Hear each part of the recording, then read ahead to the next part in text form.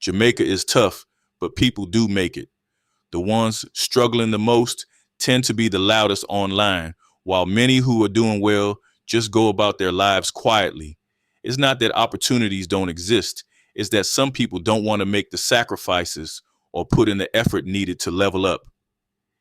Yes, the economy has its flaws and the cost of living is high, but plenty of Jamaicans own homes, drive decent cars, and live comfortably while working regular jobs. Many of them didn't start rich either. They saved, invested wisely, and made smart choices. The problem is that some people expect overnight success or feel entitled to an easy life without putting in the work. A lot of the noise online comes from frustration, but it also comes from a mindset issue.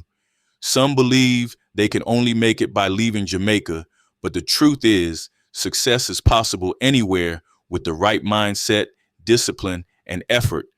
A lot of them leave Jamaica thinking the grass is greener, but when they reach foreign, they're still struggling. Same complaints, different location.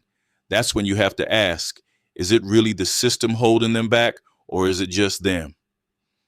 Yes, life is hard everywhere, but some people just don't make the necessary adjustments.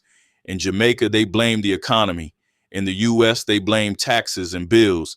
In Canada, they say it's too cold and expensive. In England, they complain about racism and cost of living. Everywhere they go, it's the same story.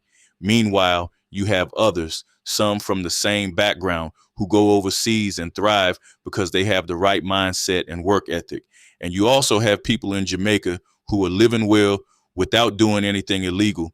At some point, it stops being about the system and starts being about personal choices, effort, and mindset.